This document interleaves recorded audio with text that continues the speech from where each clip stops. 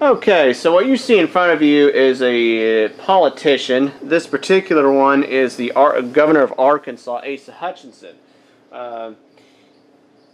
Now, before Asa Hutchinson became governor, he was an official with the National Rifle Association, also known as the NRA, the largest advocacy group for gun rights in the United States of America. There are other groups like Gun Owners of America and probably half a dozen others. The NRA is the big one. It's largely comprised of overall conservative Republican types who advocate and believe that gun ownership is a right, not a privilege, and that infringements upon that tend to cause harm to people and do not solve problems. Now, our governor of Arkansas is currently running for re-election. He does have two Democrats that are opposed to him, who typically, as most Democrats do, are for putting more restrictions on guns. He is also facing a libertarian named Mark West. Most libertarians are generally for getting rid of the restrictions on firearms and preserving the Second Amendment. His toughest political challenge, however, will actually be in the Republican primary. He is facing Republican candidate for governor Jan Morgan, who, in addition to being a conservative journalist for 25 years, is actually most famous for being a gun rights activist and the owner of a gun range where she banned folks that were tied to radical Islam. They literally had the Allah Akbar message playing on their cell phone. Of course, it is a private gun range, so which can ban people for any number of reasons. But she did not want to train the next gay nightclub shooter or someone to that effect. Very smart move there. She's decided to run for governor against Asa Hutchinson in the Republican primary. It's happening May 22nd, a few days from now. And one of the big issues is the gun issue. What I'm going to do is I'm going to play you a clip here. This is from a Republican committee meeting where Asa Hutchinson is bragging about why he should seek re-election. Just a few seconds here. And where he talks, he's trying to build up his street cred, so to speak, regarding those who support the Second Amendment. Just going to play that right quick. That's the end of his... Where we lost so many children because of violent shooting in the schools. I was almost standing alone on the national stage defending the Second Amendment and saying the solution is school safety and not infringing on individual rights. That's a lie, by the way. We continue to expand those rights here in Arkansas. But it's about individual... Okay. There he talks about, he decides to go from there to brag about his request for a waiver for Arkansas Works, Obamacare, Medicaid expansions. That's a whole other issue. First and foremost, his claim that he stood practically alone for gun rights after the Sandy Hook massacre is an absolute lie. I mean, that's not even a fabrication or a misunderstanding. I'm sorry, that is an absolute lie. Probably the person who stood the most in defending our gun rights would be Dana Lash, the NRA spokesperson.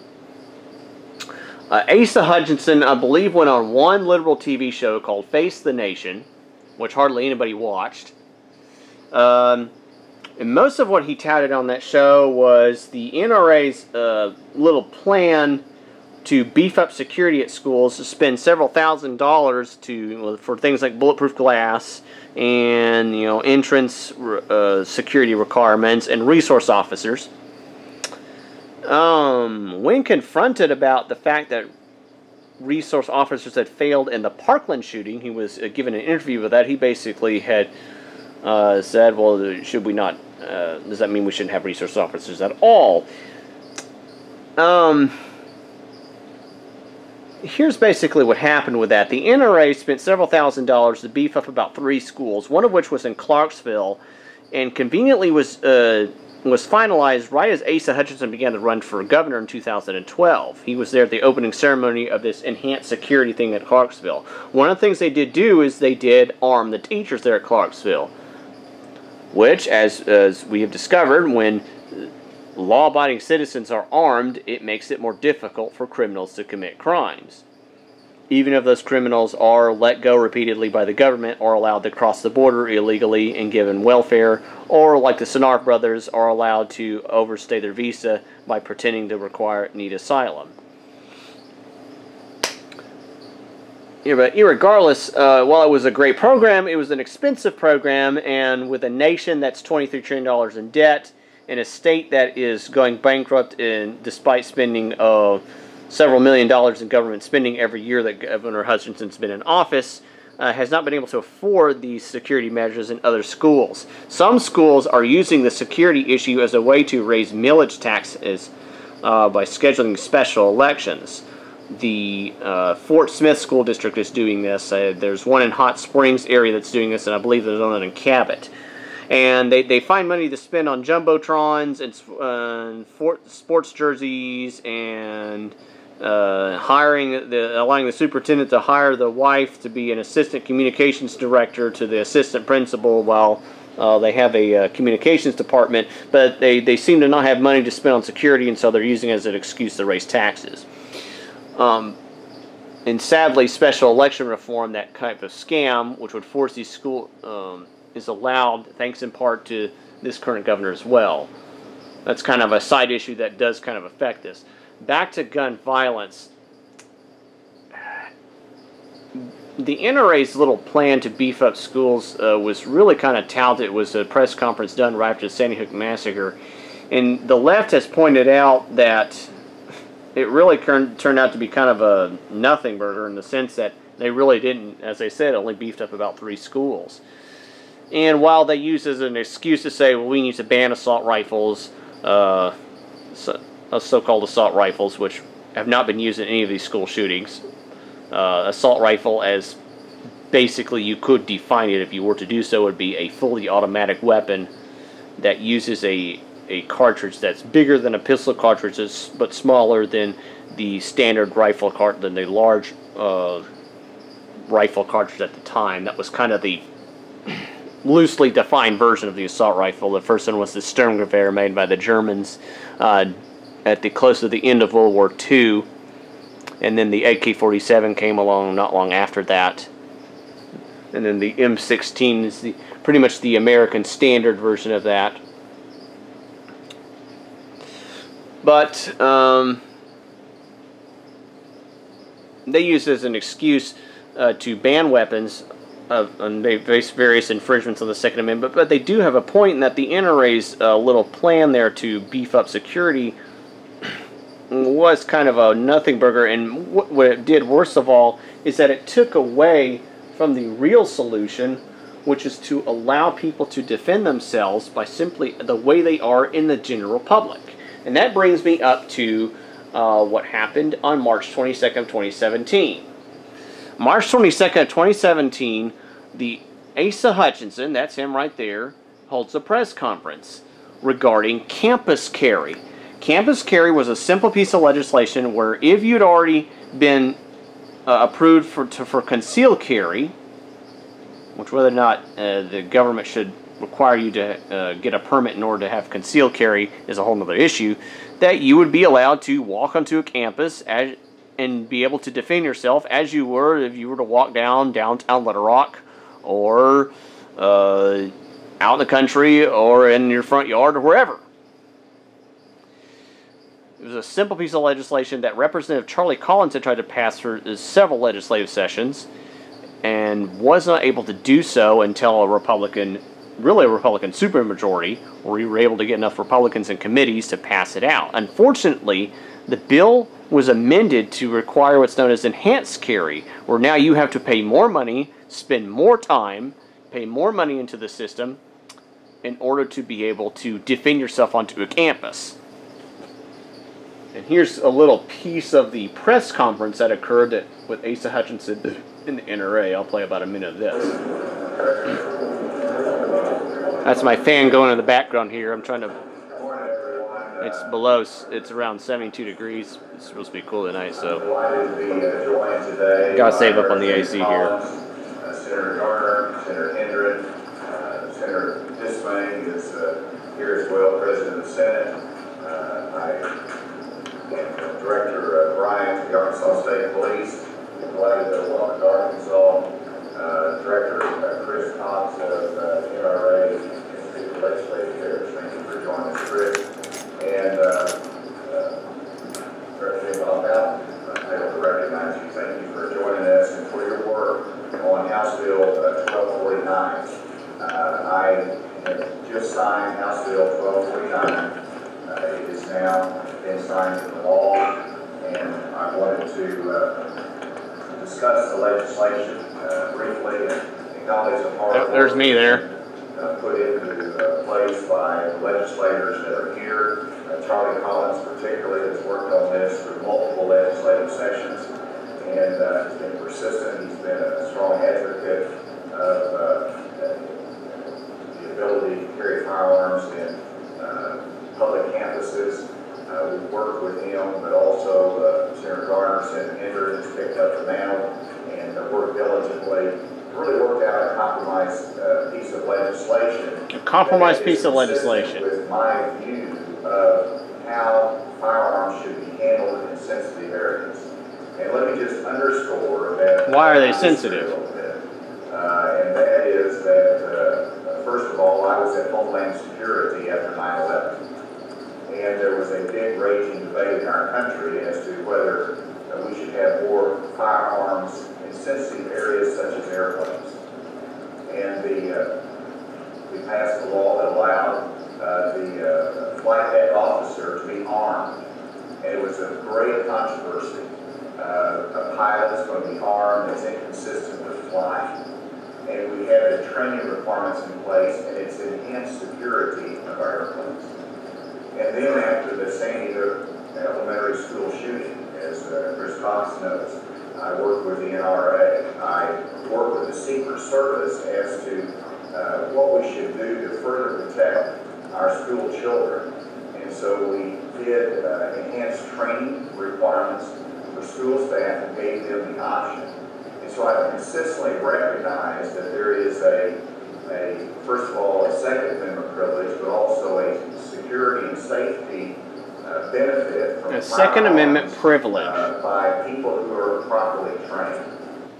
Okay, so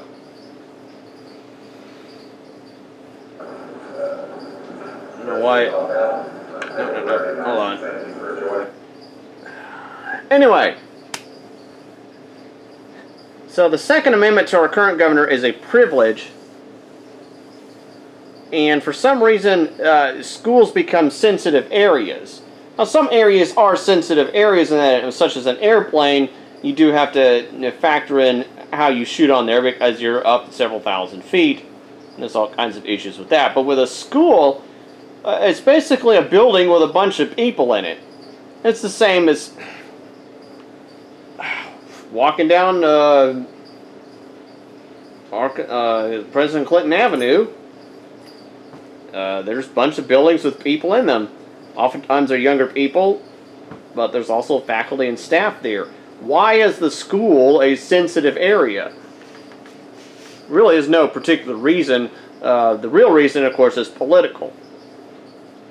And of course, as you can see in the photo there, for those who can't quite see that, this is Asa Hutchinson, and those people in red are with a group called Moms Demand Action. Moms Demand Action is one of those anti-gun groups that wants to find ways to infringe on the Second Amendment. And really it's kind of disingenuous that Asa Hutchinson met with these people on, as you can see, February 2nd, has the press conference on March 22nd, where he does the compromise with the Second Amendment privilege versus the supposed more important school areas, or whatever term he used to describe them. And what I have here in the next video is what happened afterwards. Now, the NRA has already done this compromise with this regarding campus carry. What happened afterwards, and this is dated March 28th, is that another bill was added regarding campus carry that gave exemptions to the leftist-run school facilities. Those would also include stadiums, and then the hospital schools, to where they could exempt themselves. They submitted if they submitted a police plan to another department. And here's kind of a little bit of what was said during that by Jan Morgan, who is, of course, running against Asa Hutchinson.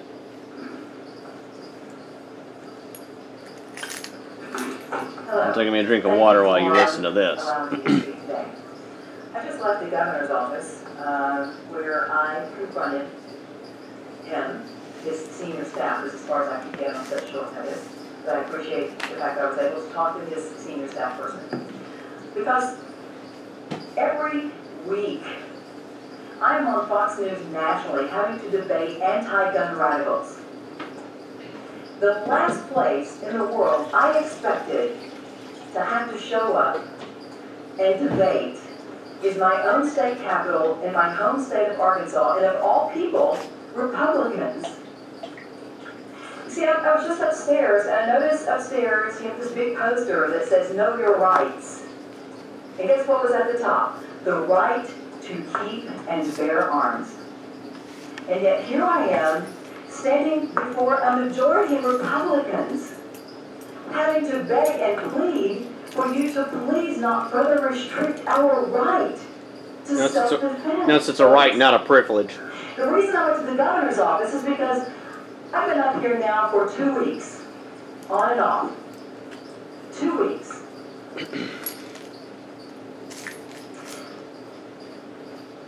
And every turn, I hear rumblings of, well, this is from fellow Republicans. When I confront my fellow Republicans and say, excuse me, you're a Republican, have you forgotten the platform you're supposed to be representing? We are pro-gun rights people. And every Republican that I have confronted and said, why? What are you thinking? Why are you doing this? Why are we having to fight you on gun rights? You know what I heard? Over and over again. Well, the governor. But, and Yep, the governor. This guy right here. That guy. See, here's the problem we have. On the left side, we have a bunch of Moms Demand Action folks, and they've pushed for more gun restrictions, which have shown not to work. The gun-free zones don't work. The requiring background checks before grandpa can give his son, his grandson his shotgun doesn't work. The bans on the so-called assault rifles or high-capacity magazines don't work. The requiring to be 21 in order to buy a rifle does not work. Most of the mass shooters, by the way, were over 21. What works is allowing people to defend themselves as is their right granted them in the Constitution on these I forgot the term that AC used to describe them. Specialized areas, sensitive areas. Yes. And that's a carefully crafted language for politically connected leftist areas. It really should be what it would be called. Carefully crafted language is a phrase used by Asa Hutchinson, by the way. As they are able to do the second they walk out their door. And some states have this. Arizona, I believe, has open carry. Several states have passed campus carry. I believe Texas was one that passed campus carry. And unlike our so-called Republican governor, their Republican governor actually signed it in the law, and now you can carry on campus in Texas. So if you're some kind of psycho and illegal alien that's been allowed to cross the border, or you're an asylum seeker, or you're somebody like Nick Cruz who should have been put in a padded cell but is allowed to be let go so that the local leftist sheriff can brag about how they've reduced crime, and you're on your opioid prescribed medication because the medical marijuana facilities in your state can't get approved unless they're politically connected.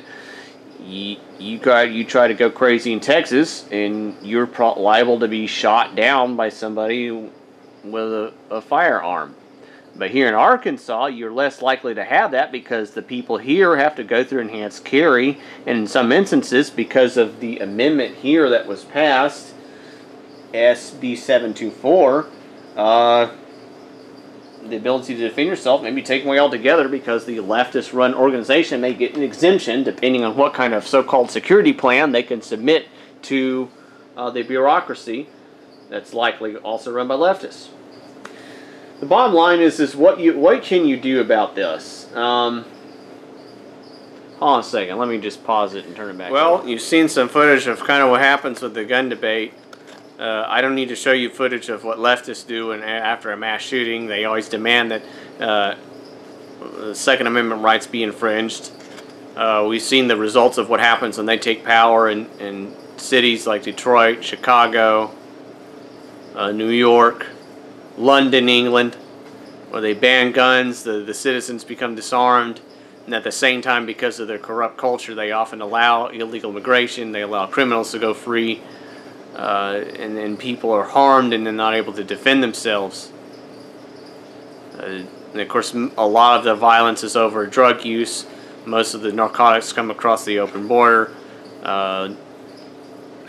Big government, Democrats and Republicans, tend to also prioritize their money on spending things on stupid economic development, things like bike paths and taekwondo centers and Chinese factories, instead of spending them on enhancing a prison system as well as enhancing a rehabilitation system. And so people are hurt that way as well. A friend of mine recently had their vehicle stolen by a career criminal, and she's been trying to deal with this minor issue, which, I mean, it's not like somebody was died, but I mean, just trying to get their vehicle back and trying to get this justice to get this guy behind bars so he doesn't harm anybody else has been a logistical nightmare. What can you do about this? First thing to do is don't focus so much on the things that you can't deal with. Anytime I hear about the Comey investigation, the North Korea nuke deal, even the Israeli embassy, I mean, I have my opinion on it, but what can you do about it? You can share it on the internet. Most of the people on the internet are either going to agree or disagree. Here's what you can do. Find politicians that have failed us on this issue, and whether you like it or not, it's basically the vast majority of the Democrat Party and a large amount of the Republican Party have failed us on the issue. Whether it's stupid gun or infringements on the Second Amendment, or stupid compromises, or stupid task forces that just kick the can down the road and don't actually do the solutions. And here are the solutions, as I said before. Allow people to carry and defend themselves as they do in the general public in these so-called sensitive areas. And they're only sensitive because they're politically connected. I mean, a side issue of that is force these schools to actually budget for security instead of allowing the superintendent to hire their wife to be an assistant communications director to an assistant principal in a school district that already has a communications department. And yes, that has happened. Make them spend money on metal detectors instead of jumbotron signs, and have them spend money on resource officers instead of a brand new event center, football stadium, arena thing, or a brand new library, which is just an event center with books. Make them prioritize. But the most important thing is something that would actually enhance freedom overall, and is something what the Founding Fathers intended, which is to be able to protect yourself with a firearm on a campus, on a school grounds, as you would be able to defend yourself in public. And whether or not you need a permit for that is a whole nother issue for another time. And if those politicians don't do that, you can vote them out. And the great time to vote them out is during primary elections, where the voter turnout is low and where you and a handful of people can make the difference. This is just one example. And this is of course Jan Morgan, who's running for governor in the Republican primary. And she was the lady that was on the video there. who was defending the gun rights, the Second Amendment rights, which is not a privilege but a right. There's a lot of local races too. The person who called Jan Morgan down here to defend our gun rights was Senator Linda Collins Smith. She also pushed for a clarification on open carry. And she's running in a primary too.